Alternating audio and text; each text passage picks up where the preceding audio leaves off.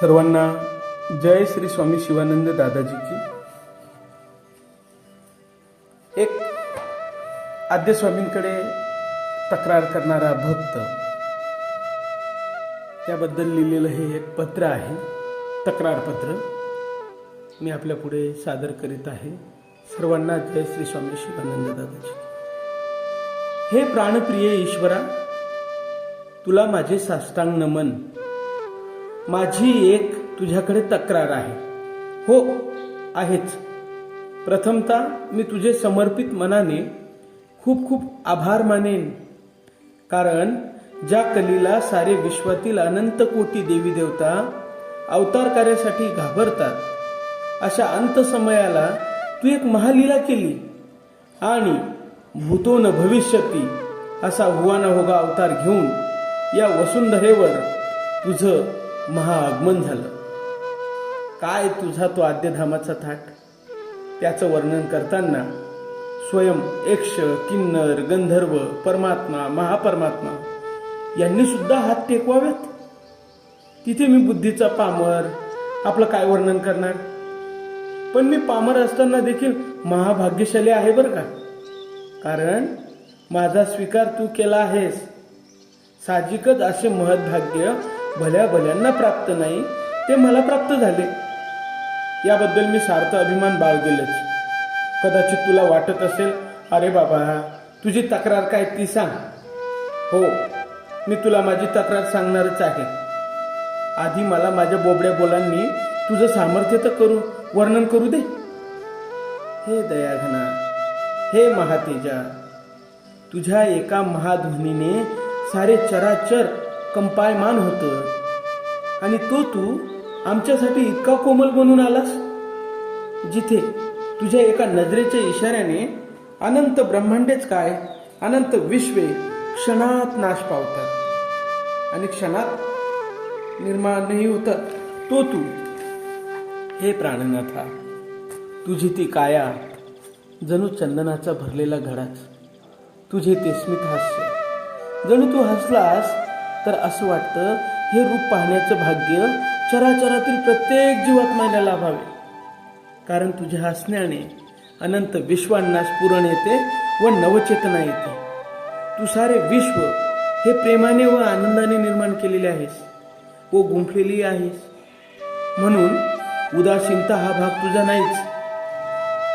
हे द्वारिकानाथा, तुझी चरण सेवा करण्याचे परमभाग्य ज्याला प्राप्त झाले, तो जणू कैवल्याच्या चांदण्यात नाहून निघतो। तुझे ते नाजूक नाजूक हात, नाजूक चरण इतके नाजूक आहेत की थोडं अधिक बल जर सेवा करताना लावलं तर तुझे चरण दुखतील की काय, एवढे तुझे कोमल चरण। हां, आता माझा तर्क इथून सुरू होतो। ज्याची कायाच इतकी कोमल, त्याचं हृदय किती कोमल असेल बरं? आणि तो तू माझ्यासाठी इतका निष्ठुर का झाला?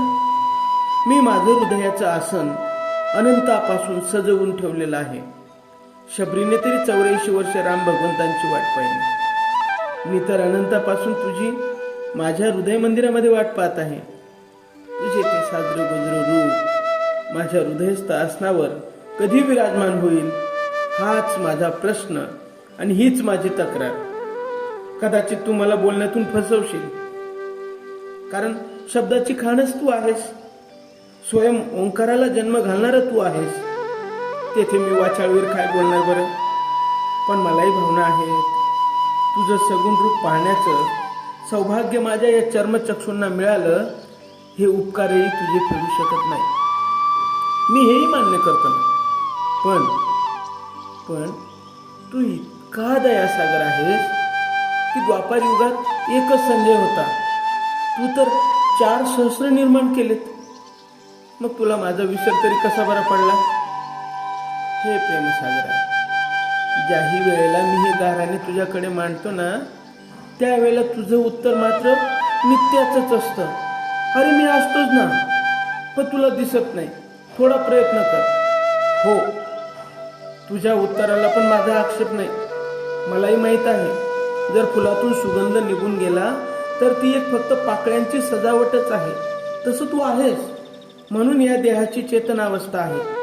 हे मी मान्य करतो ना, पण एक उदाहरण आहे. जर आई दाराच्या आडोशाने बाळावर कृपा कटाक्ष टाकत असेल तर आई मात्र निश्चल असते. पण त्या बालकाचा जीव मात्र आई दिसत नसल्यामुळे कासावीस होतो ना. पण तरी पण आई असतेच. तद्वतच माझ्या मनाची घालमेल सदोदित होत असते.